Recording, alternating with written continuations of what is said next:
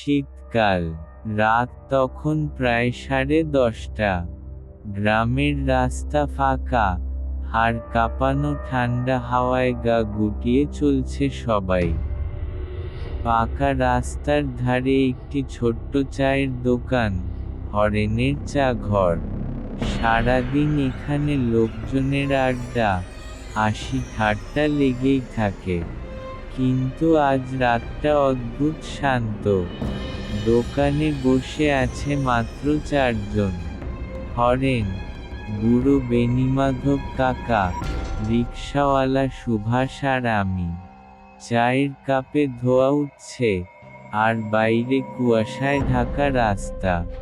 দূরে কুকুরের হালকা ডাক শোনা যাচ্ছে। হঠাৎই বেণীমাধব কাকা ফিসফিস করে বললেন, তোমরা জানো তো, এই রাস্তার পাশের যে পুরনো বটগাছটা আছে, তার নিচে কেউ রাতে দাঁড়ায় না। সুভাষ হেসে বলল, আরে কাকা, এসব আজেবাজে কথা ছাড়ুন, ভূত টুতো কিছু নেই। কাকা চুপ করে গেলেন, কিন্তু তার চোখে যেন একটা ভয়ের ছায়া।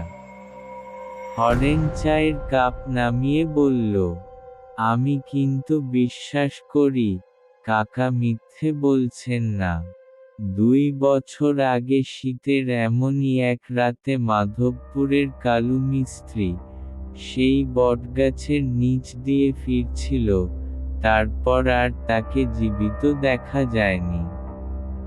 আমরা অবাক হয়ে তাকালাম। কুয়াশা যেন আরো ঘন হয়ে এসেছে, বাতাসে কেমন এক ঠান্ডা শিরশিরে অনুভূতি।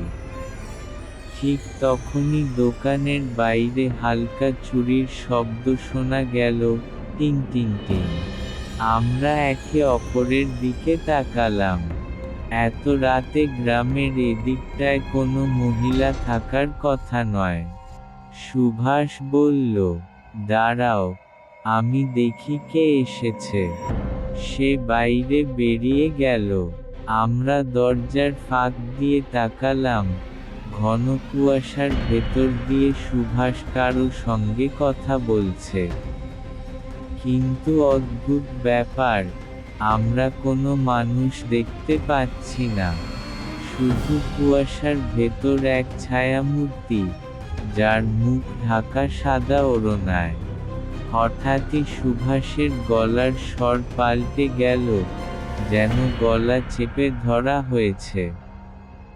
আ আ আমরা ছুটে বাইরে গেলাম, কিন্তু সেখানে শুধু কুয়াশা আর রাস্তার ধারে হাওয়ায় দুলতে থাকা বটগাছ।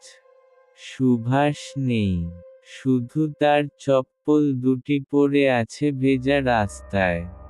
বেণীমাধব কাকা কাঁপতে কাঁপতে বললেন, বলেছিলাম তো, ওই বটগাছের নিচে রাতের বেলা ওরা থাকে।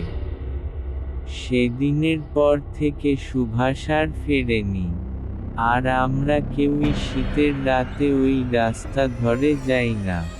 তবে মাঝে মাঝে, হাড় কাঁপানো কুয়াশার রাতে, চায়ের দোকানে বসে থাকলে, বাইরে থেকে ভেসে আসে সেই একই চুরির শব্দ, টিং টিং টিং।